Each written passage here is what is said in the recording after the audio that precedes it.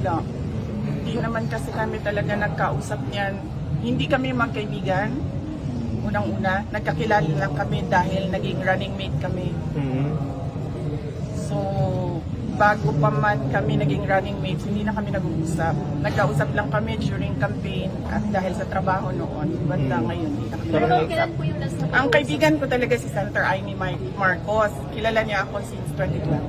Pero ma'am, kailan po yung nag-last na pag-uusap niyo po ng mga?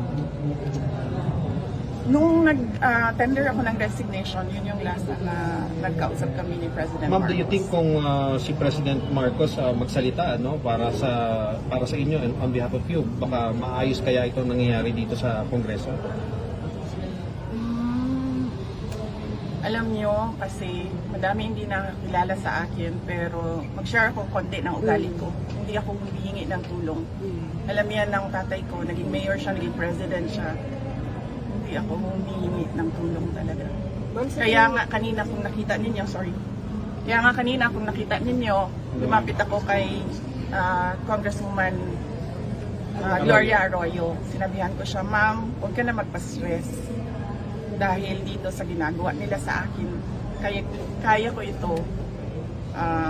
Don't stress yourself about it. Yan din ang sinabi ko kay Congressman Marcoleta. Ma'am, sa gitna po ng lahat ng ito, how are you po? How do you feel about what's happening right now? And you mentioning even about the impeachment complaint or possible. Iniisip ko lang na kapartiyan ng journey ko as a government official, yung lahat ng nangyayari ngayon. Ma'am, sa tingin niyo po may hand si PBBM sa nangyayari ngayon dito sa Congress? Actions against you and the Duterte family. Sa tingin niyo may hand si Pangulo? Ma'am, hindi ko sagutin yan kasi sarcastic yung sagot ko dyan. Next. So, kumusta si Presidente Duterte? Kumusta yung mga advice niyo sa inyo sa nangyayari ngayon na BB? Okay naman ata siya. Hindi kami nagkakausap ni former President Rodrigo Duterte. Pero sinasabihan ko lagi yung mga nakapalibot sa kanya, nasabihan siya na huwag magpa-stress sa nangyayari. Tulad ng sinabi ko din kay Ma'am GMA kanina. Ma'am, may regrets ba kayo na sumama kayo sa Unity kasama si President Marcos? Medyo mahaba kasi yan eh. It needs a sit down. Mahaba siya na... Sit down tayo, ma'am. Opo kaya. Anyway. May basihan ba yung sinasabi niyo na this is targeted para sa 2028, hindi kayo iboto ng mga tao? May basihan ba yun? Paano na ba kayo sa 2028? O siya ang nagsabi. Yung sino yun? Privilege speech. Yes, yung nag-privilege speech. Siya yung nagsabi.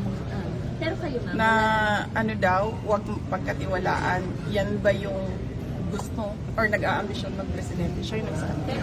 Pero kayo ba, tatakbo ba kayo 2028? Noong 2019, tinanong ninyo ako kung tatakbo ako sa... Noong 2020. 2017, tinanong ninyo ako kung tatakbo ako sa 22. Noong 2019, tinanong ninyo ako kung tatakbo ako sa 2022 at sinabi ko na mag-a-announce ako kung tatakbo ako or hindi January 2021.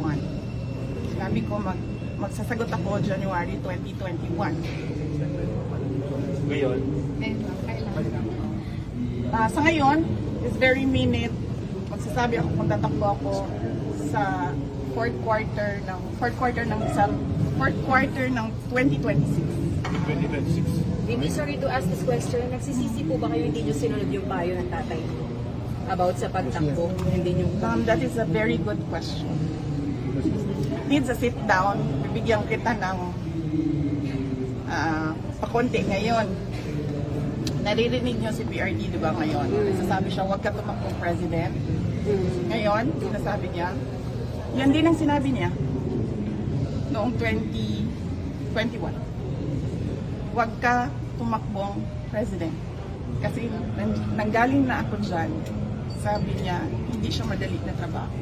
Maawa ako sa'yo. He never said na run for president. Okay. Paano bang never again na po kayo to team with the Marcos? Sorry, may sasabihin pa si Ma'am, sorry. Oo, ayos pa lang. Hmm? Pero bang, kumbaga never again na to team with the Marcoses? Oh, never again. Why, ma'am? Sit down tayo. Yes, ma'am. Yes, ma'am.